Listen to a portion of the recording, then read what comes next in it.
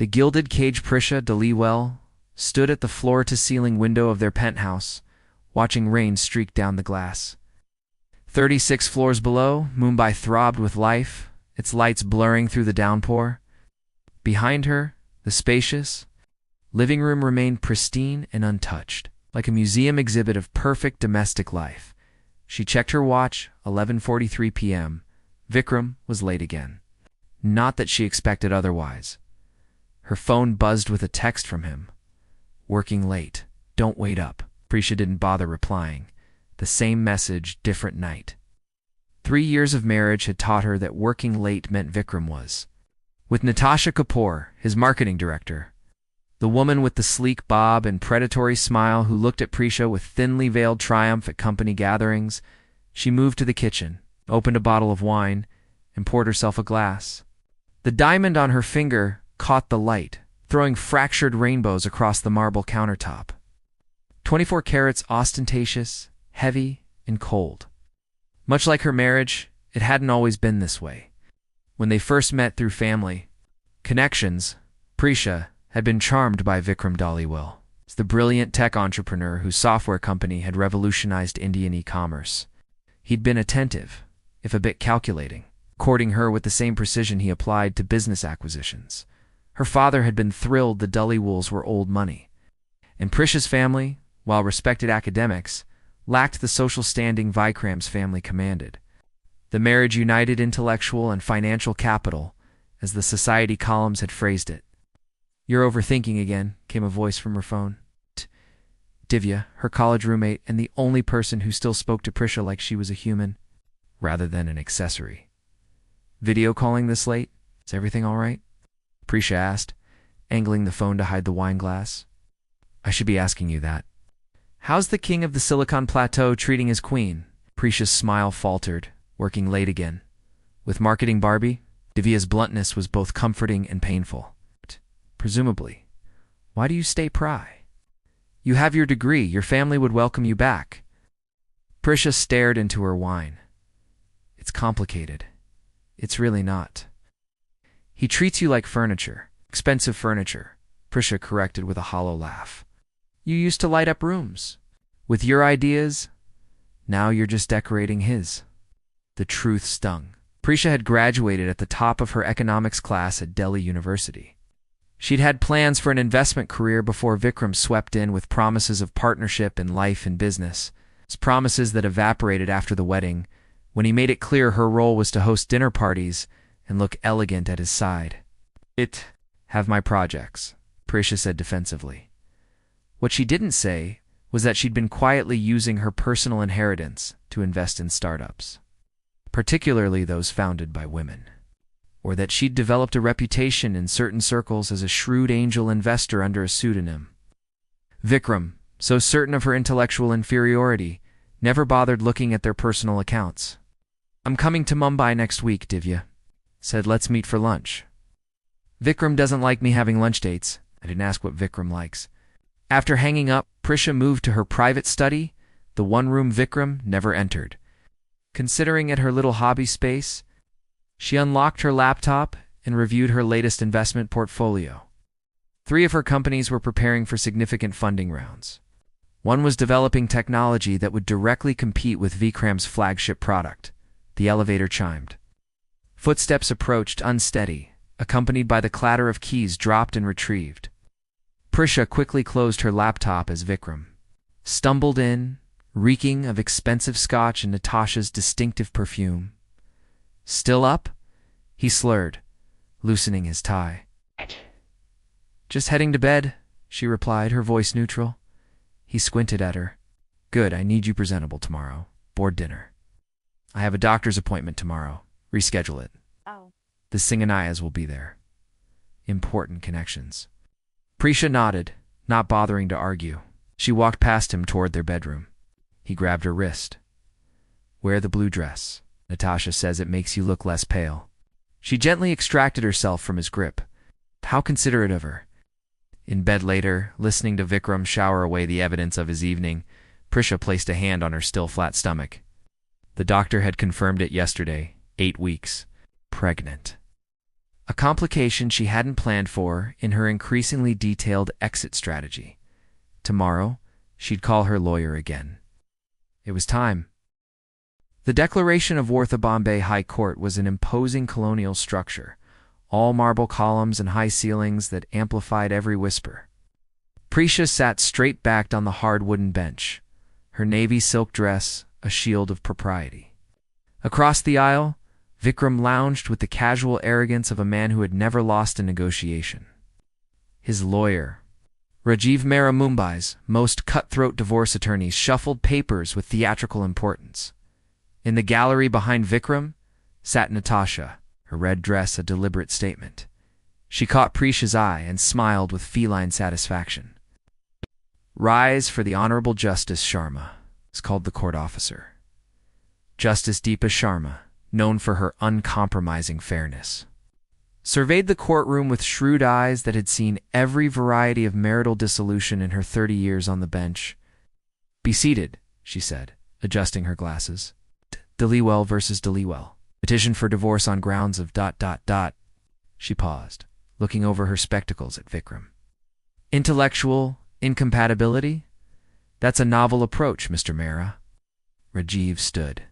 "Your Honor, my client seeks dissolution of his marriage due to fundamental differences in ambition, an intellectual capacity that make continuing the union untenable." Prisha's lawyer, Sonia Basha, quiet, methodical woman whom Prisha had selected for her record of devastating opponents who underestimated her, made a small note without looking up. "Mr. Dhaliwal wishes to present his case," Rajiv continued. Yielding the floor, Vikram buttoned his bespoke suit jacket as he stood, performance for the business reporters in the back row. He'd ensured media presence, undoubtedly planning to control the narrative of their divorce, as he did everything else. "Your Honor," he began, his voice modulated to the same persuasive tone he used for investor pitches. "When I married Prisha 3 years ago, I believed I was gaining a partner, someone who understood the demands of building a global enterprise." He sighed dramatically. "Instead, I found myself with a wife who preferred hosting tea parties to business strategy. Spent her days on frivolous shopping rather than supporting Dhaliwal Technologies' mission." Prisha kept her expression neutral, though her fingers tightened around her leather portfolio. The same portfolio containing evidence of her secret investments, including the recent acquisition of a 15% stake in Vikram's main competitor. "Your Honor, my wife is a lovely ornament for a home, but my life requires substance over decoration." Vikram's voice dripped with condescension. "Our marriage has become an anchor on my ability to innovate and lead." A murmur rippled through the courtroom. Justice Sharma's expression remained impassive. Furthermore, Vikram continued, gaining momentum. "Prisha has failed in the most basic duty of a wife in our culture, supporting her husband's ambitions. She deliberately embarrassed me at critical business functions with her lack of understanding. Just last month, at the Technology Leadership Summit, she couldn't even articulate what our company does."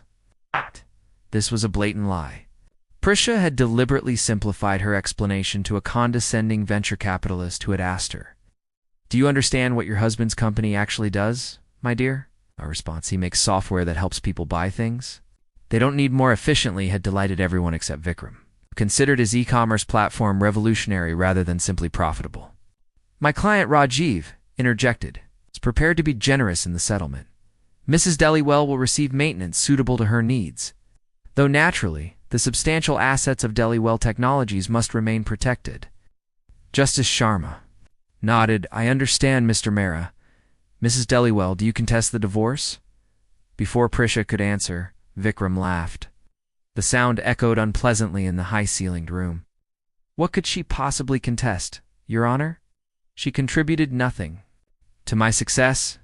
She came into this marriage with a mediocre academic record and her father's name. I gave her everything: the lifestyle, the social position, the Dhaliwal name." He gestured dismissively toward Prisha. "Look at her, still wearing the jewelry. I bought her, still benefiting from my generosity, even as she sits here wasting the court's time." Someone in the gallery snickered. Natasha covered her smile with manicured fingers. The reporters scribbled furiously. Justice Sharma's gaze sharpened. "Mr. Dhaliwal, This court is not a platform for character assassination. Restrict your comments to relevant facts. Facts are my specialty, Your Honor, Vikram replied smoothly.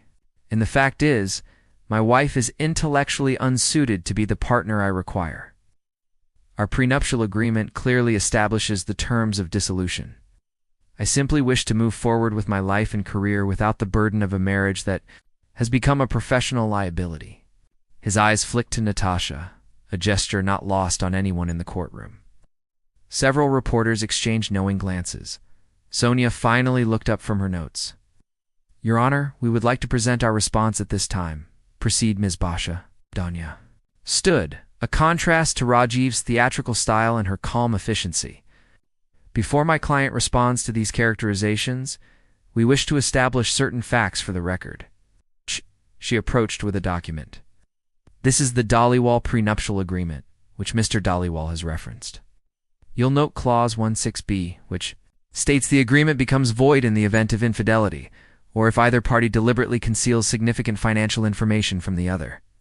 Vikram shifted in his seat, his confidence wavering slightly.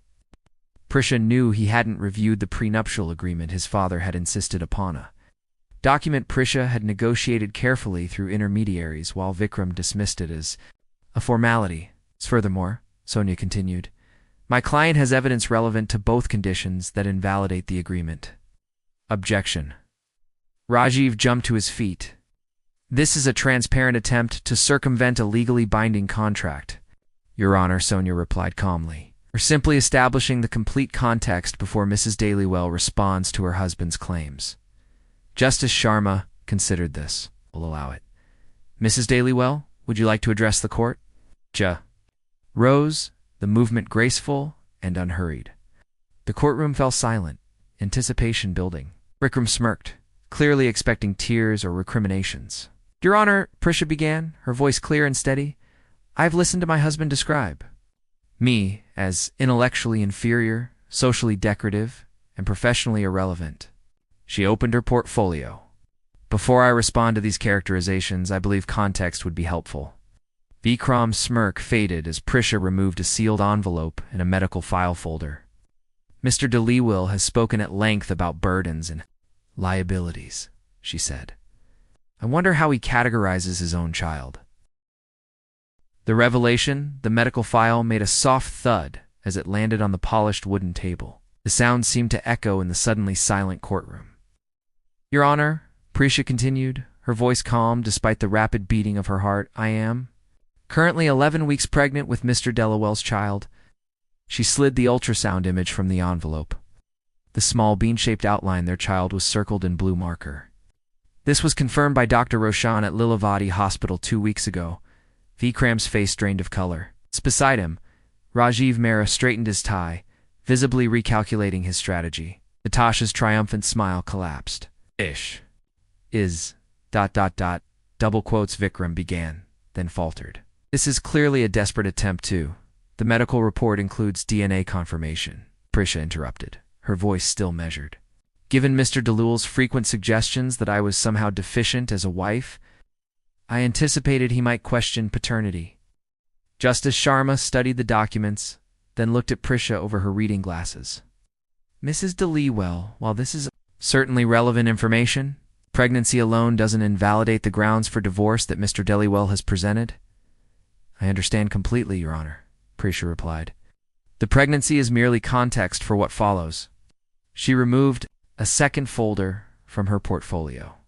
My husband has characterized me as intellectually inferior and professionally irrelevant. He's portrayed me as someone who contributed nothing to our marriage beyond decorative presence. She handed the folder to Sonia, who presented it to the court. These documents tell a different story. Justice Sharma opened the folder, her eyebrows rising as she reviewed its contents. For the record, Prisha continued, that folder contains evidence of my professional activities during our marriage, specifically my work as the founder and principal investor of Shakti Ventures, operating under the business name PK Investments. A murmur swept through the courtroom. Several business reporters sat up straighter, recognition dawning on their faces. PK Investments had become known in startup circles for its uncanny ability to identify promising women-led ventures before they broke through. Vikram stared at her, confusion warring with disbelief on his face. That's impossible. You don't have the capital or the connections, to your honor. Sonia interjected. The documents include bank statements verifying Mrs. Dellawell's personal inheritance and its growth through her investment activities. As Mr. Deliwell has just demonstrated, he was completely unaware of these financial assets, a direct violation of their prenuptial agreement's full disclosure requirements. Justice Sharma flipped through the pages, pausing occasionally to study. A particular document, Mrs. Deliwell. These investment returns are quite impressive. You've managed to triple your initial capital in 3 years. Thank you, Your Honor. Economics was my field of study before my marriage. Prisha's voice remained steady despite the satisfaction warming her chest. I focused particularly on emerging markets and disruptive technologies. Vikram recovered enough to scoff. A few lucky investments don't make you a financial expert, Prisha. And they certainly don't invalidate the fact that you've been an embarrassment to the Deliwell name. Perhaps your definition of embarrassment needs recalibration, Prisha replied, retrieving a final document from her portfolio. This is a press release scheduled for tomorrow morning, announcing that Shakti Ventures, my company, has acquired a controlling interest in Aranya Technologies. The name hung in the air like a thunderclap. Aranya Technologies was Deliwell's fastest-growing competitor. Founded by a former employee whom Vikram had publicly dismissed as unworthy of serious consideration when she left to start her own company. That's corporate espionage.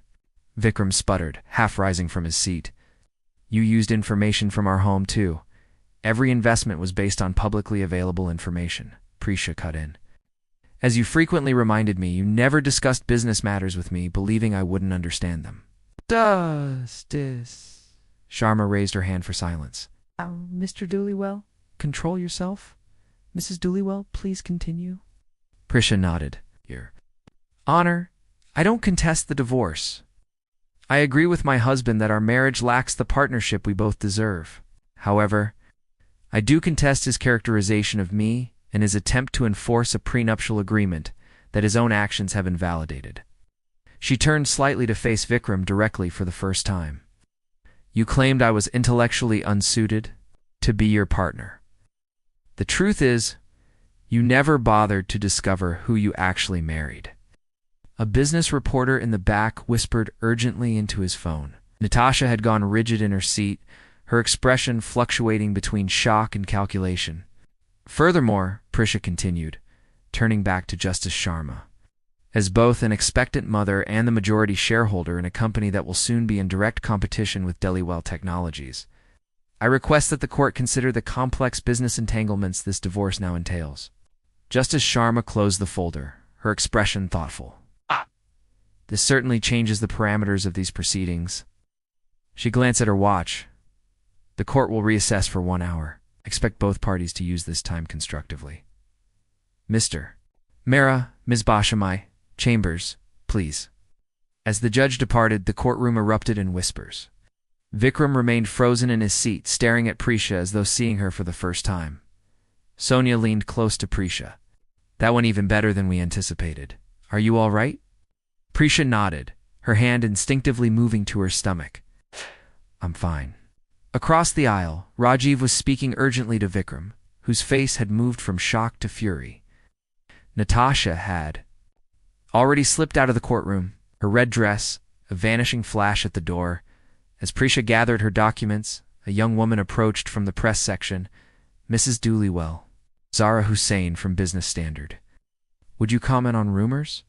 That PK Investments is backing the new financial platform that's challenging traditional banking models. Before Prisha could respond, Sonia intervened. Ms. Hussain, my client won't be commenting on business matters during these proceedings. However, she added with a small smile, Shakti Ventures will be holding a press conference next week. Ow. Reporter nodded eagerly, handing Prisha her card before returning to her colleagues. More journalists were gathering, their attention now fixed on Prisha rather than Vikram. Vikram finally rose from his seat, straightening his jacket with shaking hands. He approached Prisha, stopping just close enough to keep his voice low. You planned this all along, didn't you? His whisper was venomous. use my name, my connections, while plotting behind my back. Prisha met his gaze steadily. I built something of my own while you were busy convincing yourself of my inferiority. Don't blame me for your failure to see what was in front of you. What? Pregnancy? Is it even real? Or just another calculation? The question struck like a physical blow, but Prisha maintained her composure. That you would ask that question tells me everything about why this marriage failed. She gathered her portfolio and stood. For the record, Vikram, I did love you once. Before I realized that in your world love is just another transaction. As she walked away, Prisha felt lighter than she had in years. The weight of pretense, diminishing herself to fit the narrow space Vikram had allocated for her, fell away with each step. Outside the courtroom, sunlight streamed through tall windows, illuminating the ancient marble floors. Prisha paused, taking a deep breath of air that suddenly seemed fresher, richer with possibility. Whatever happened next with the divorce, with her company, with the child growing inside, Harsha would face it, standing tall, her full self finally uncaged. The aftermath. The headline in the Economic Times read, "Startup Queen Prisha Kapoor emerges from shadow of tech mogul husband." Beneath it, a photograph showed Prisha leaving the courthouse. Her expression serene despite the chaos of reporters surrounding her. The contrast with the adjacent photo, Vikram scowling as he pushed through the same crowd, couldn't have been more stark. Prisha set the newspaper aside and sipped her ginger tea, watching dawn break over Mumbai from her new apartment in Bandra, 16 floors below the penthouse she'd shared with Vikram. But somehow, she felt as though she could see further from here.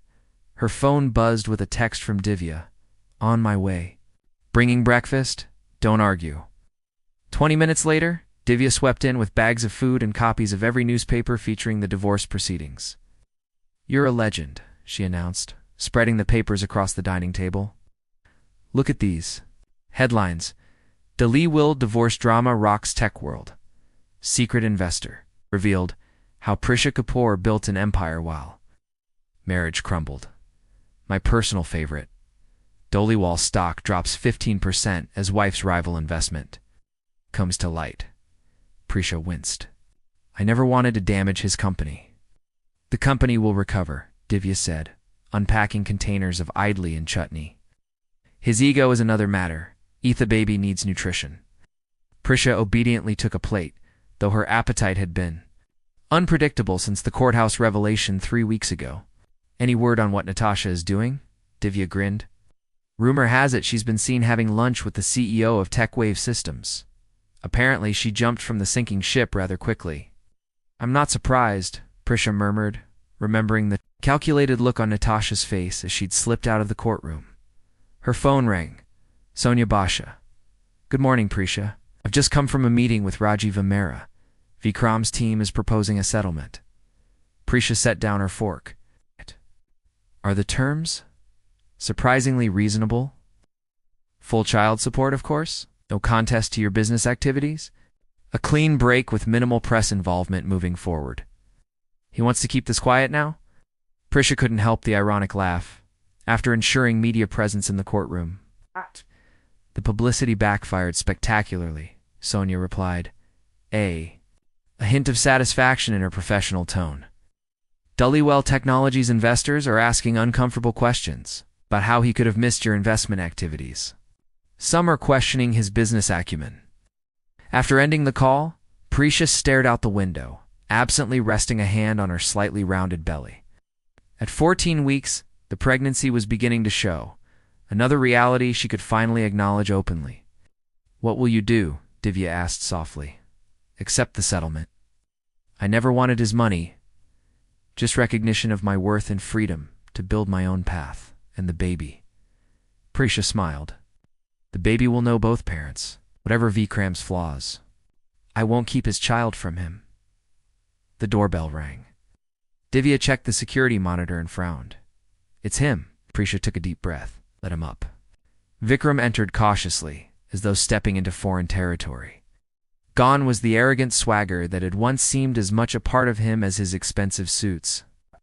Today he looked tired, the designer clothes hanging slightly loose on his frame. "Prisha." He nodded stiffly. I came to discuss the settlement in person. I haven't officially accepted yet, she replied, gesturing to a chair.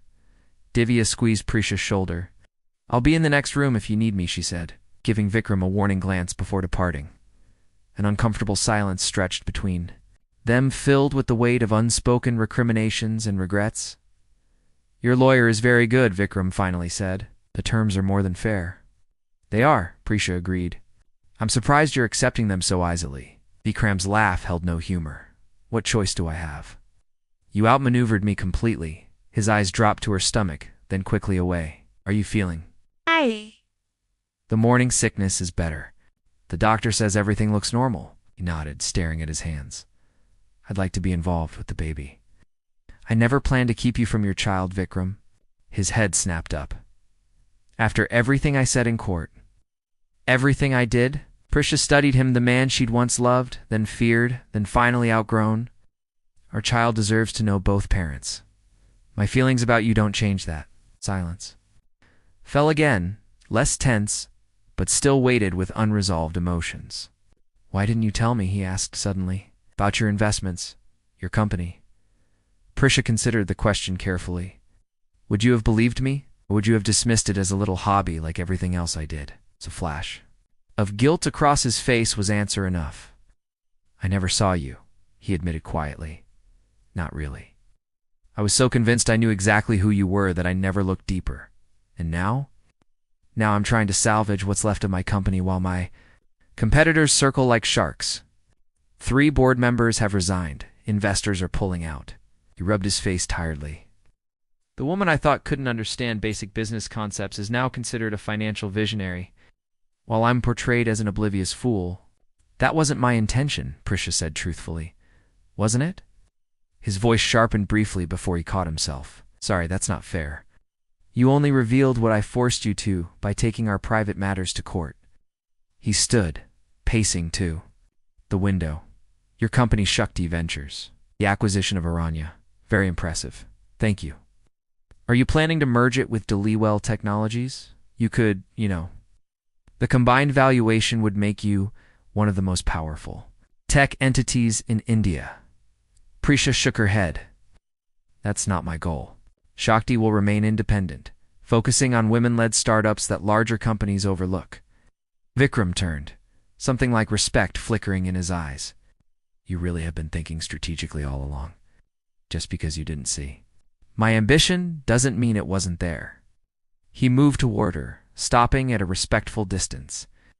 Prisha, I know I have no right to ask, but is there any chance we could? No, she interrupted gently. There isn't. The finality in her voice seemed to reach him. Nodded slowly. I understand. As he prepared to leave, he paused at the door. For what it's worth, I'm sorry, not just for the divorce or the things I said in court. It for never seeing who you really were. After he left, Divya emerged from the bedroom. Well, what did Mr. Wonderful want? To apologize, and possibly to reconcile. You're joking. After everything, the man has the self-awareness of a brick. Smiled sadly. He's beginning to develop some. Too late for us, but maybe it will make him a better father. Her phone chimed with an email notification from Shakti Ventures board. The investment in a women's health tech platform had been approved. Another chime followed an update from her doctor confirming her next appointment. Life was moving forward. Pieces falling into place in a new configuration. That evening, Prisha sat on her balcony, watching the city lights blink on across Mumbai. Her laptop open, she reviewed applications from female entrepreneurs seeking funding, women with brilliant ideas who needed someone to recognize their potential. A message notification appeared from Rohan Verma, the financial journalist who had covered her court revelation. He was requesting an interview about the philosophy behind Shakti Ventures and its focus on overlooked founders. Prisha smiled, typing a brief acceptance. The narrative was shifting from scorned wife to business leader in her own right. Supporting character, 2 protagonists. Her phone rang again, her mother this time. The neighbors can't stop talking about you, her mother said without preamble. Mrs. Gupta from next door brought over sweets just to ask if the baby will have the Kapoor or Dhaliwal name. What did you tell her? That my grandchild will have both names, of course. and that my brilliant daughter doesn't need anyone's approval. Her mother's voice softened. Are you really all right, Beta? Your father and I worry? Prisha looked out at the city stretching before her, possibilities unfolding like the lights flickering on across the skyline. Her hand rested on her growing belly, feeling the slight flutter that might have been the baby moving. I'm more than all right, Ma, she answered truthfully. I'm finally becoming who I was always meant to be. The new beginning 3 years passed like a breath. Prisha stood at the entrance of Shakti Ventures' new headquarters, a sleek glass building in Mumbai's financial district with empowering innovation emblazoned across its facade. Inside, employees, mostly women who had previously been overlooked by traditional investment firms, worked to identify and support the next generation of entrepreneurs. Ms. Kapoor, your 2 o'clock is waiting, her assistant Arjun informed her as she entered. Thank you. And Samir, your son is with his father. Mr. Deliwell texted to confirm he'll bring him back by 6. Prisha nodded, glancing at the framed photo on her desk. Her 2-year-old son with his father's sharp features, but her gentle eyes. The co-parenting arrangement had evolved into something unexpectedly functional. Vikram, humbled by the divorce and the subsequent restructuring of his company, had become a devoted, if somewhat awkward, father.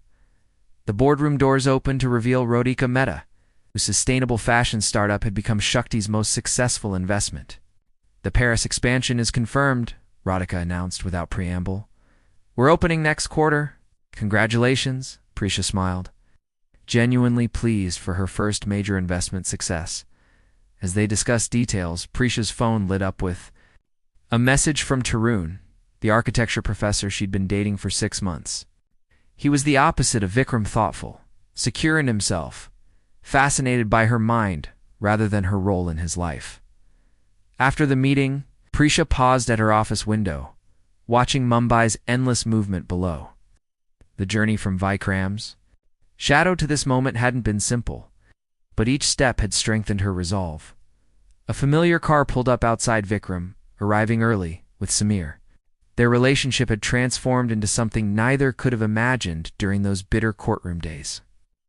Not friendship exactly, but a mutual respect born of necessity and their shared love for their son. Watching them, Prisha felt a complex peace settle over her. The cage she'd once inhabited had not just been opened, it had been dismantled entirely. Its materials repurposed to build something stronger, something entirely her own. As she went down to meet them, Prisha thought of the ultrasound image that had silenced the courtroom 3 years ago. That moment of revelation hadn't just changed her marriage, it had set her free to create the life she'd always deserved. Samir spotted her and broke free from his father's hand, running toward her. With the unrestrained joy only children possess, Prisha knelt to embrace him. It's a precious reminder that even the most painful chapters can yield unexpected gifts. Behind him, Vikram approached with a tentative smile, man still learning the humility that had come at such a high cost. Nodded respectfully to her, acknowledging without words how completely their roles had reversed. Mama built this, Samir declared proudly, pointing to the building behind them. Yes, she did, Vikram agreed quietly. Your mother builds amazing things. In that moment, standing between her past and her future, Prisha knew the story that had begun in pain had transformed into something far more powerful than revenge or vindication. It had become triumph.